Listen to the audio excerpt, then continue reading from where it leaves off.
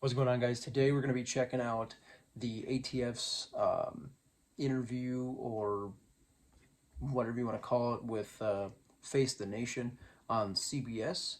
And we're going to be breaking it down, basically kind of debunking what they're saying, since a lot of the stuff that they said was all total bullshit. So let's hop right into it.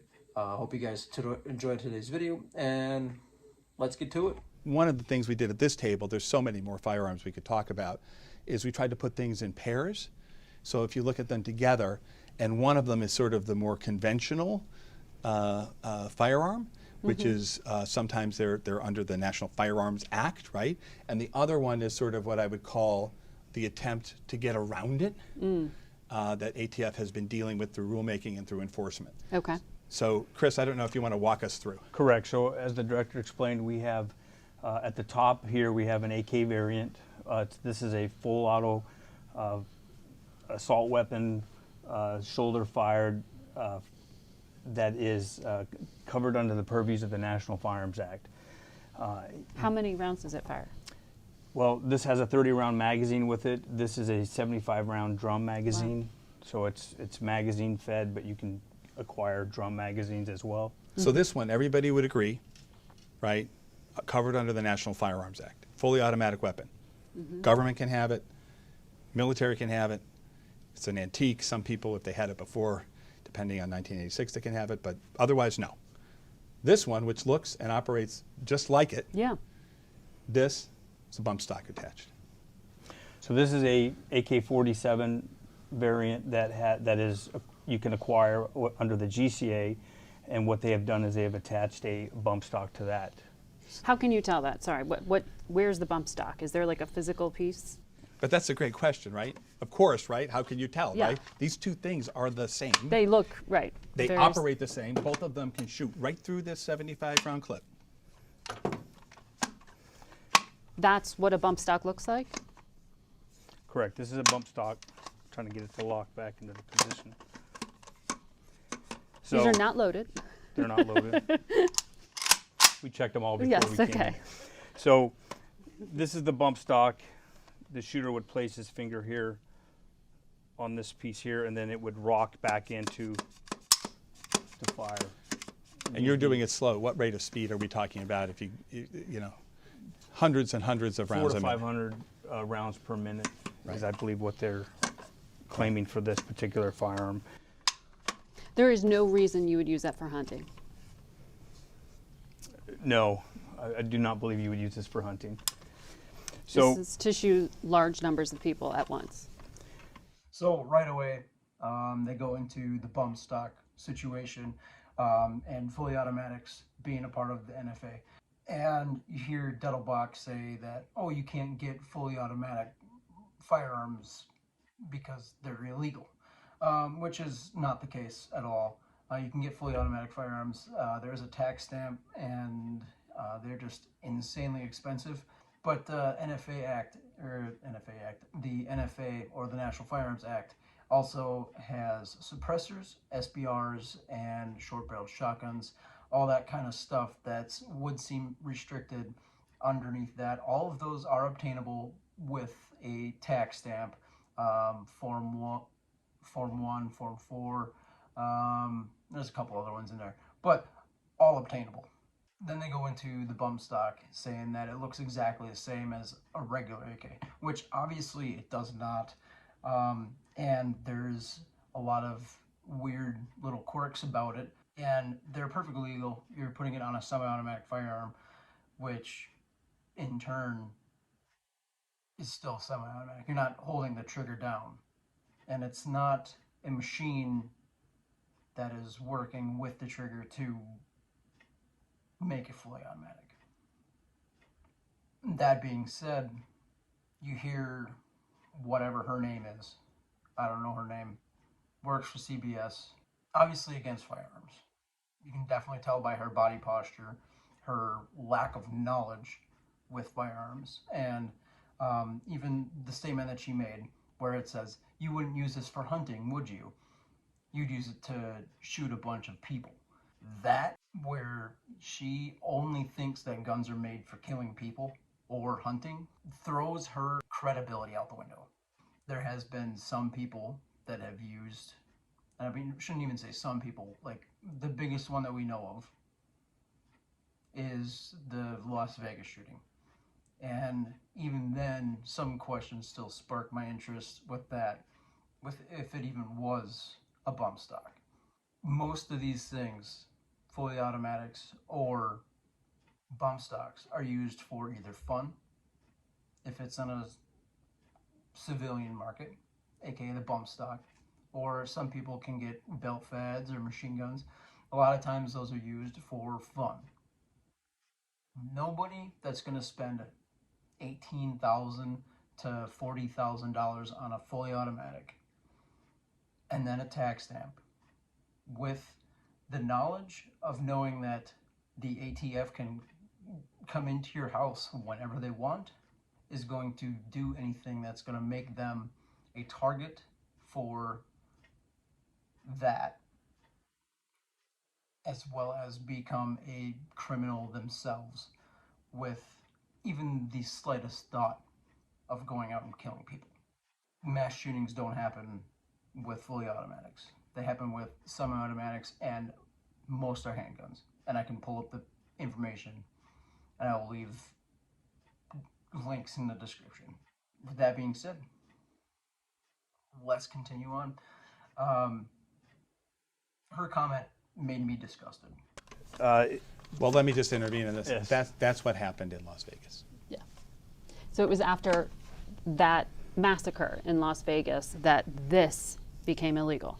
It was after that massacre in Las Vegas that Attorney General of the United States in the last administration asked ATF to review its position on whether this was classified as an NFA weapon, and the experts took a very close look at it and came out with the rule that is right now before the Supreme Court. This is another pair, right? This relates to this notion that what's called a short-barreled rifle also falls under the National Firearms Act, right? Congress determined that weapons, so there's two things going on here. One of them is you can shoulder a weapon. It makes it easier tactically to use, to aim, to fire, right? It's a more accurate, more lethal weapon. At the same time, the smaller the weapon, the easier it is to hide.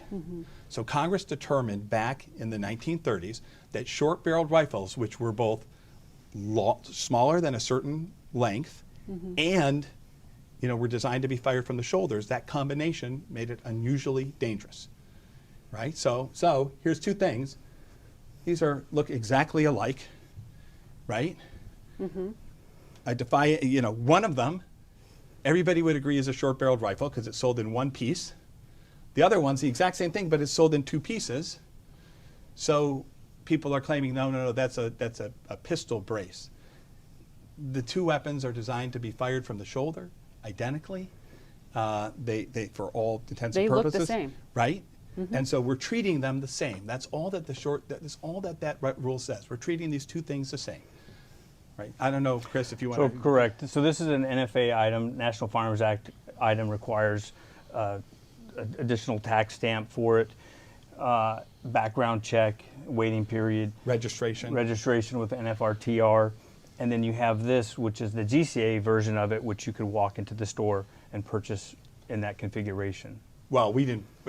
People are claiming that they could do that, right? Our rule says that these two things are to be treated the same. They're put together here. They're the same weapon. They have the same functionality. They're both designed to be fired from the shoulder. They both are under the length that Congress specified. They should be treated the same. Others are saying, and we're in litigation on this, no. The one in two pieces should be under the Gun Control Act and should not be a National Firearms Act weapon, which is sort of inside way of saying you don't have to register, you don't have to do the things that Chris said. Is it expensive? The brace itself or the weapon, the firearm, it's about $2,000 for that item right there. Everything altogether is Correct. $2,000. So now we have another statement that also kind of negates credibility. Are they expensive? Which is more subjective than anything. So coming from her, $2,000 isn't going to be expensive. But for some middle class to lower class people that, quite frankly, are the ones that commit most of the crimes are going to find expensive, and they're going to have to save up for months and months on end to possibly buy this firearm. And then the fact that they say that it is more deadly or unusually dangerous is also incredibly asinine, because regardless if you shoot a 5.56 or a 5.56 out of the same barrel, regardless if it has a stock or a pistol brace, is going to be the same velocity and the same twist rate out of the same barrel. Out of this 14.5-inch barrel, you are not going to get a different accuracy or a different bullet velocity just because you have a stock or a brace on it. Also, one more thing, that SIG MPX also shoots 9mm. It's going to be, 9mm is actually bigger than a 5.56 by a quite significant amount. You're going to have more energy out of this, less energy out of this. So the size of the bullet, the speed of the bullet also matters when it comes to how deadly something is. That thing is going to have the same or very similar velocity as a Glock 19 as such was a P80. This barrel is about that same length, maybe a little shorter than that SIG MPX. You're not going to get much more velocity from this guy, or even your self-defense rounds, which are a little bit hollow on the inside there, than per se that SMG, that SIG MPX.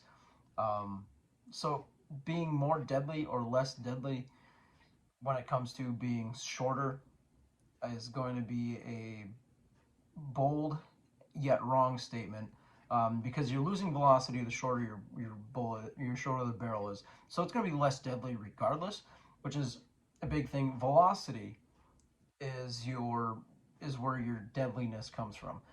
So the faster the round is going, the more deadly it's going to be going. And the faster your round goes requires a longer barrel. So let's say you shoot a 5.56 out of this 4-inch barrel. You're not going to get anything as nearly as fast as 14.5 inches per se, even 12.5 inches. So length in this regard does not help the deadliness of a firearm. So they are blatantly lying to you there too. You're not going to get more deadly the shorter your rifle is. And also a sight where you can basically point and shoot. It makes hitting targets easier, and in turn making it safer. You're not going to shoot where you think you're shooting. Say I'm shooting here and the round is going to go here. That is dangerous.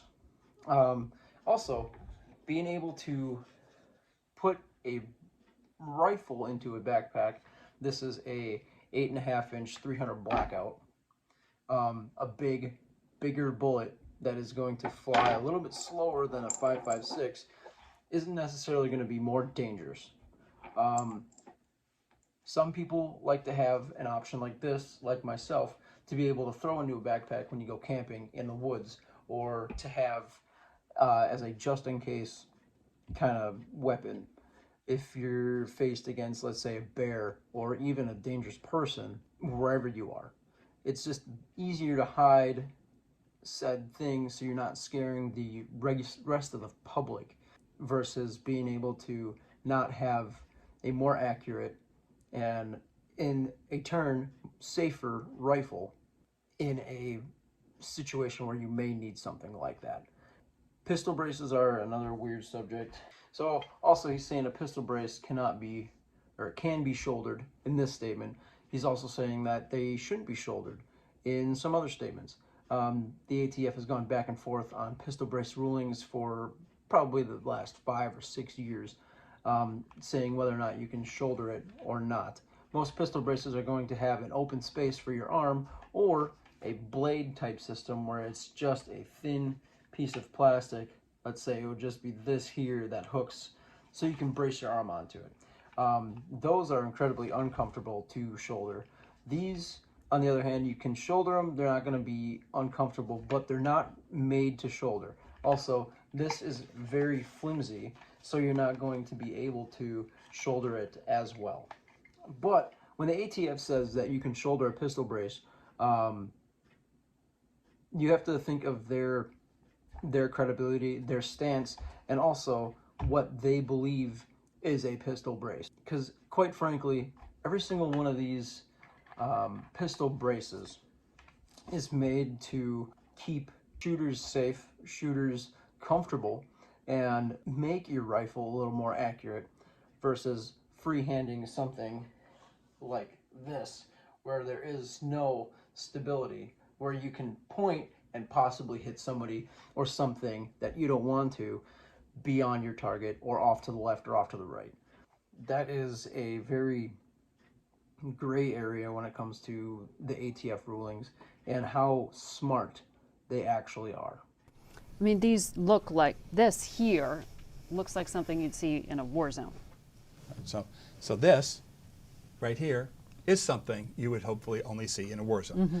This is a fully automatic weapon, right, that is made, and you can see it right here, restricted law enforcement government use only. This is a machine gun that soldiers and law enforcement officers are allowed to have, right? Same gun here, except this one isn't fully automatic. So, right, so there's nothing on here that says only law enforcement. Aha!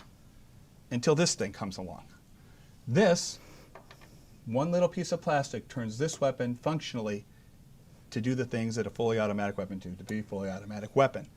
And so now, but a do-it-yourselfer can who's not in the law enforcement community, who's not in the military, can break the law by doing what I was talking about before. And that's, you're seeing this on the rise with what, gangs, cartels? That's correct. So this is a 3D printed item. So these items, some of these items that we're looking at here today, these are printed with a 3D printer, $200 3D printer. Some of these can be printed out in as little as 20 minutes. This looks like it's a piece of a toy. It does. And again, it's incumbent upon ATF to teach and work with our law enforcement, other agencies, and teach them how to look and find these items. This item that the director is showing you here, this is a privately made firearm. It has no serial numbers, no information on it. Oh. So that's, I didn't even know, that's also a ghost gun. In addition This to, is a ghost gun. yeah, see, so this is a ghost gun, then you can make the ghost gun a fully automatic weapon too, on top of it. You can combine those things. Correct. So by simply placing this 3D printed machine gun conversion device into this rifle, it brings it to this level. So They also start talking about how a fully automatic rifle should only be used in a war zone, which, yes, in my honest opinion, fully automatic should be a war zone thing. But that is because I prefer to shoot in semi-automatic. You're more accurate. You save ammo. You can hit your target more times than not if you're shooting semi-automatic. But the fun thing is, fully automatics are fun.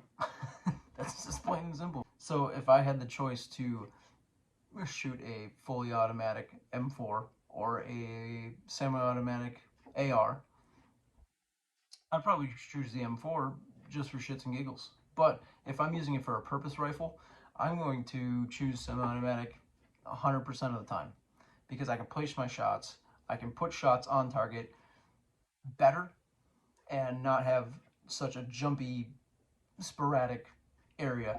Basically, if you play Call of Duty, you understand. If you play Battlefield, Tarkov, you understand that semi-automatic, you're going to be boom, boom, boom, versus a fully automatic, and you're going to have jumping, and you're not going to be able to stay on target as long.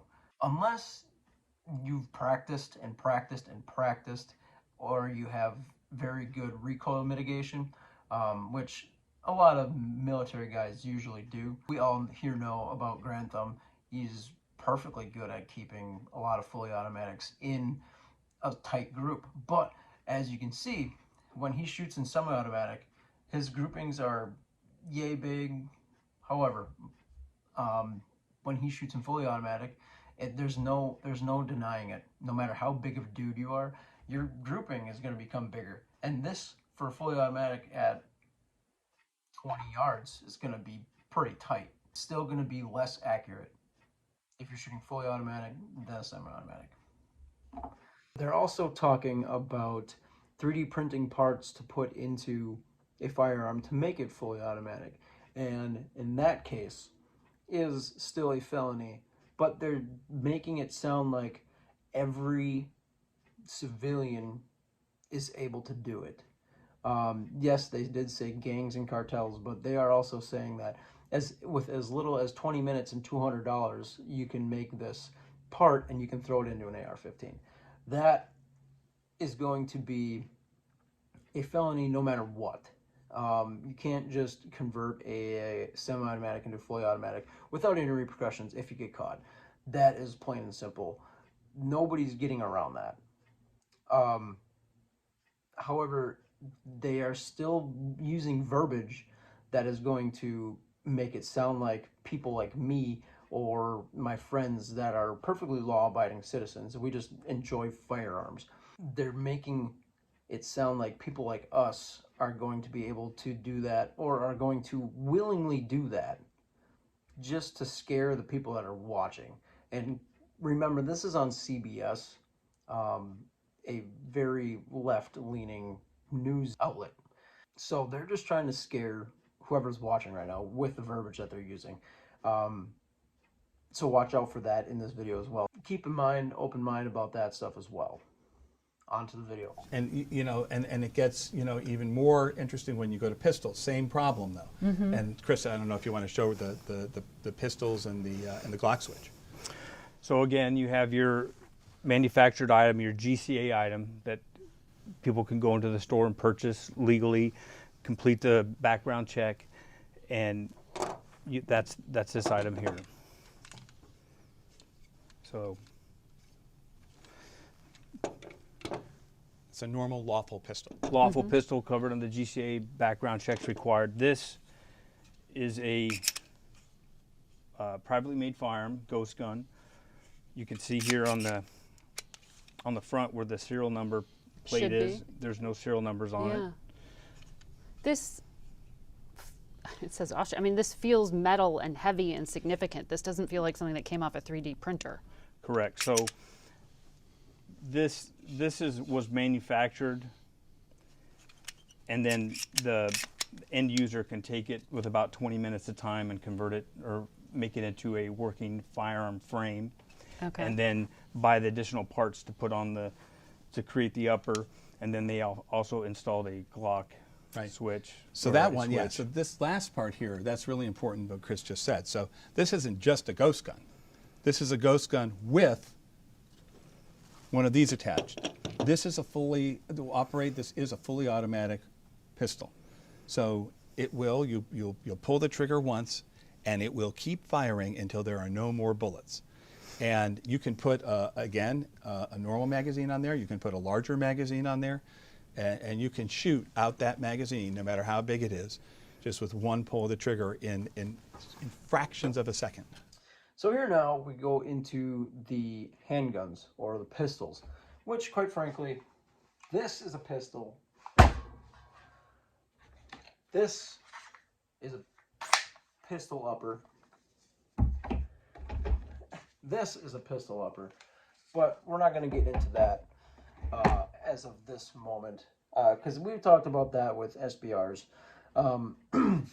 Now, they are talking about lawfully acquired handguns, and then they go along with the ghost guns, or in their verbiage, they imply that ghost guns are illegal. However, they don't state that that same frame that they showed on here that said that it was a ghost gun is the exact same frame that I have here. And what they're talking about with the unserialized part is this metal base plate right there.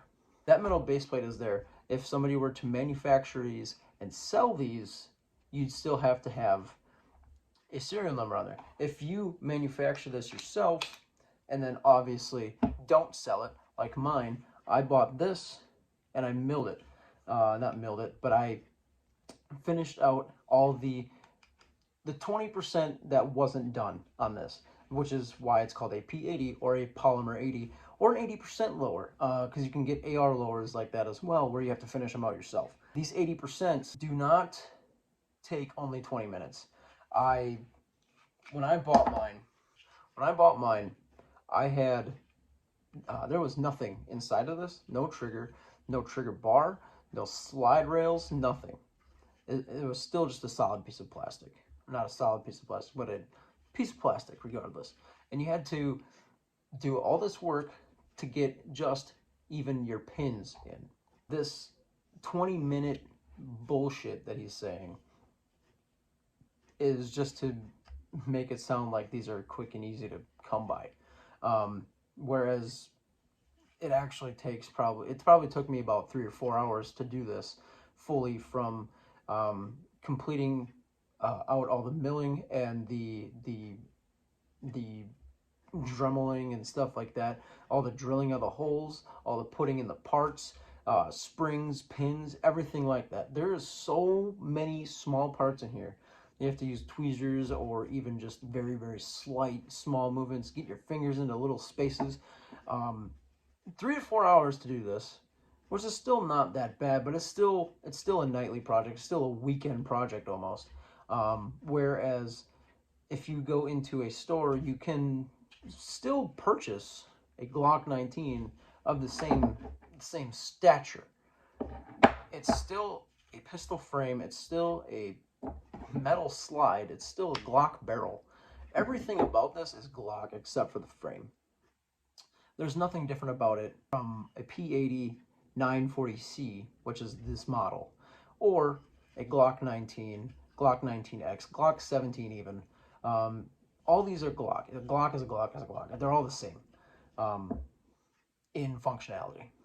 But we go into him saying that the P80 that the guy made also has a switch on the back. Those are illegal. Those are 100% illegal. It's the same it's the same concept as going from a semi-automatic rifle, putting on a little 3D printed piece into your receiver and making it fully automatic. That is illegal. Like, there's no getting around that. So you can't, like I said, they're using the verbiage that's going to make us law-abiding citizens that like DIYing stuff almost seem like we're evil monsters. I'm not going out to shoot masses of people with this Glock, this P80. I'm putting this in my belt when I go out to protect myself, my family, my girlfriend's family, the people around me, when I go out to, per se, a mall or just even Walmart, because there are fucking crazy people here, and you don't want to be caught with your pants down, per se, and not have anything to help you. I like building things myself, which is why I went with a P80. I like tinkering with things. I'm a gunsmith. I've worked on many firearms and guns in my lifetime. Nothing about a 80% frame or an 80% lower is easy to just the average person. If you need to know how to use a mill or tools, or even just have the time to do it. It's like I said, it doesn't take 20 minutes. So regardless of what Dettelbach says about buying a Glock handgun lawfully or building a ghost gun, I love that keyword, ghost gun, because I guess all my ARs are ghost guns too. Even though I haven't done anything wrong with them. I mean, I've bought arrow lowers and I've bought BCM lowers and stuff like that. Those have serial numbers on them, but they're not in a registry. So technically they're still ghost guns. They don't know what kind of uppers I have or what kind of anything I have inside of them. I just buy the lower itself. Because I like DIYing. It's nothing against the law about doing that. So when they say anything about ghost gun, they're just blowing smoke up everybody's asses. I also like how she says, it says Austria on the side. If you listen closely, they literally have a Glock slide on a Glock frame, or a P80 frame, which is what it's made to do. I mean, they're not giving any information on why it says Glock or what, but they're just saying it's a ghost gun because the frame is a P80. Then he goes on to try and disassemble said P80, but can't. And it's hilarious. Let's take a look. So that's the frame.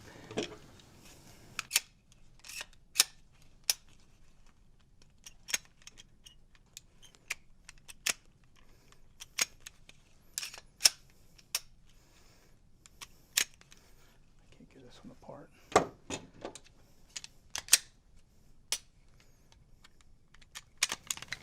Let's race, Chris. Since you're such a firearms expert, let's race. I'll give you a head start.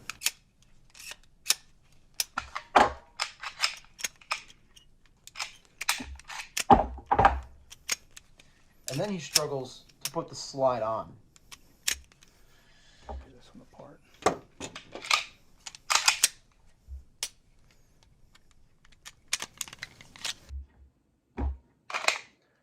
Sad excuse for a firearms expert. He's going to make a new gun for you.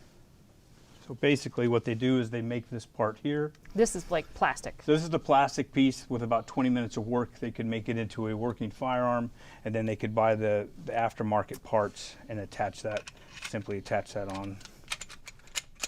And to buy those parts, is there any serial number and tracing of? Now, you don't have to, pieces? if you're selling firearms parts alone, right, then it's not a frame or receiver. Parts are not regulated. And by they're not ATF. regulated. Under the law, we're not allowed to do that. You right? would like to do that? That's up to Congress to determine. But I mean, what we did is I hate that shitty new grin that she has too. But no, you're not allowed to put a serial number on parts like this or like this, or even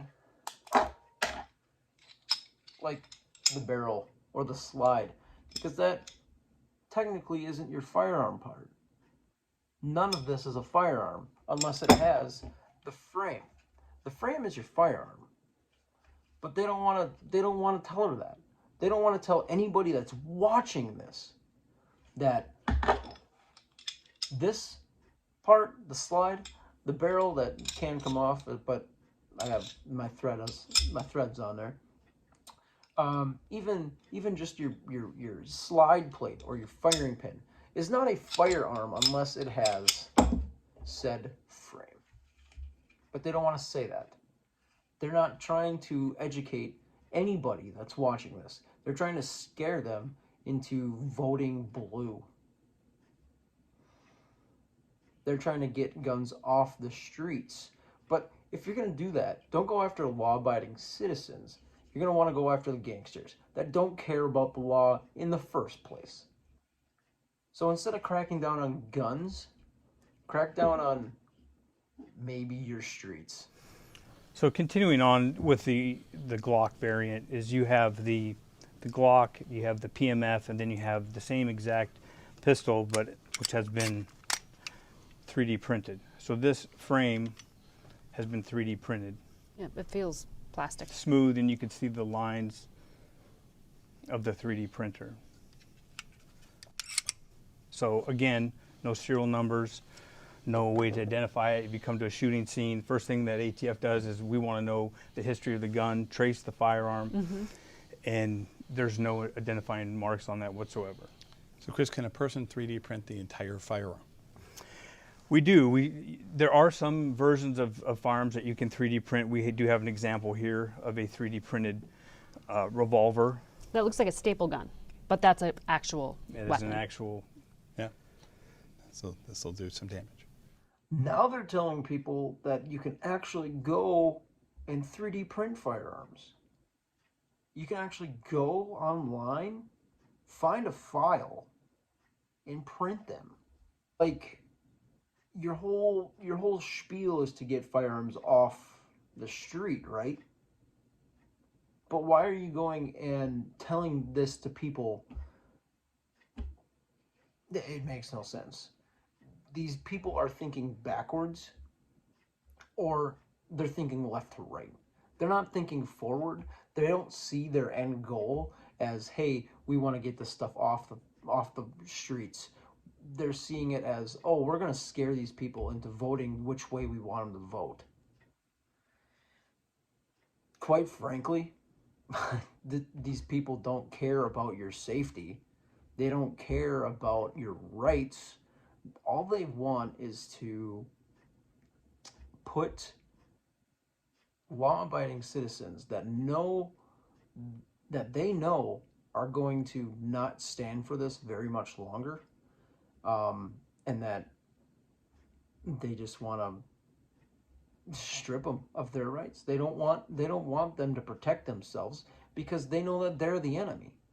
Stuff like this is going to get our country into a lot of trouble, or our Supreme Court justices are going to see this as a load of shit, and they're not going to side with them, which is what we're seeing right now with the pistol brace ban, or the pistol brace rule, or the bump fire ban.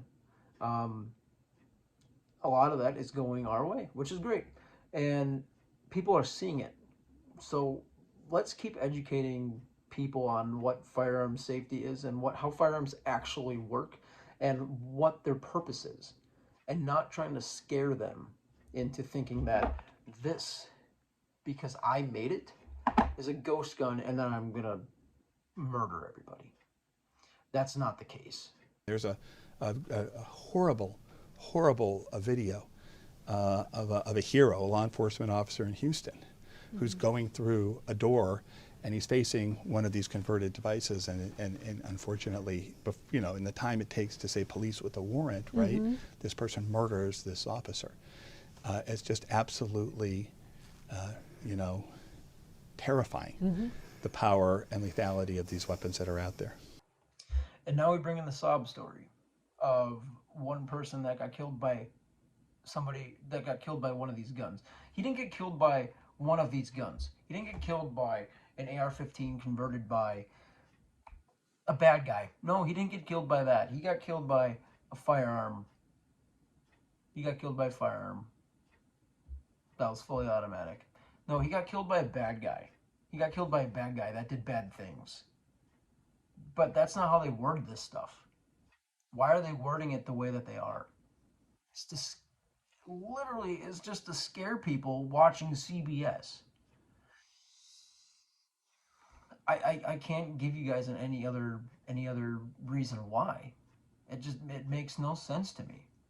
It makes no sense why somebody is going to watch this and believe them, but it's happening because they don't want this. They don't want your short little AR that you use to protect yourself hunting or camping, dude. Like, this is perfect.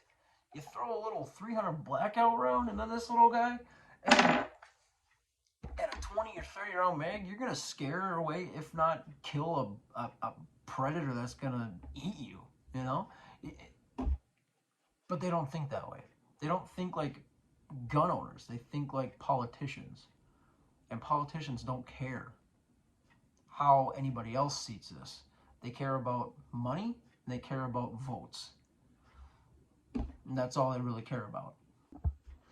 Then Chris and Dettelbach go into talking about how straw purchases are helping the cartel, and how they're using 18-year-olds to buy 50 caliber rifles and stuff like that, which does happen. It does happen. However, a lot of this stuff is being sent to Mexico by our government. So I don't know what kind of things that they're trying to tell us. When there's been proven fact that the government is sending firearms to Mexico, they're sending firearms to the Middle East. They're sending firearms everywhere. They're sending weapons everywhere. And it's not just small arms. It's not just pistols and rifles. It's 50 caliber anti-material rifles. It's javelins and stuff like that. But also the cartel has so much money that they don't really need it. And they can buy it all themselves, which is what's happening. But this whole face your nation or face the nation half hour 20-minute spiel, most of it was about how firearms are ruining this country, even though it's not. They're trying to scare the viewers, obviously, with their verbiage and how they portray these, where they're saying how this is the same rifle as this one, except this one is a ghost gun, or this one's fully automatic, but you can't tell, yada yada. They're just trying to scare people. If you want to watch the whole thing uncut, I'll leave a link in the description. Go get disgusted by watching it. It's absolutely asinine.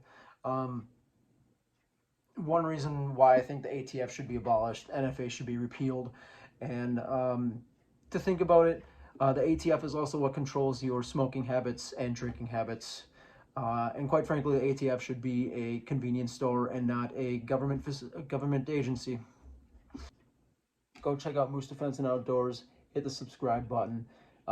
Hit the like button. I'm all pro 2A, all pro American, and I make stuff for the American and the person that wants to stay safe and also be cool doing it. Got some pouches like that. Make fanny packs, make dangler pouches. Also have cool swag, and also North American Rescue. That's upside down. North American Rescue distributor. So I have tourniquets, real tourniquets, made by North American Rescue. IFAKs, bleed control, stuff like that, to stuff in my pouches if you were so inclined to purchase them. I hope you guys enjoyed the video. Moose out.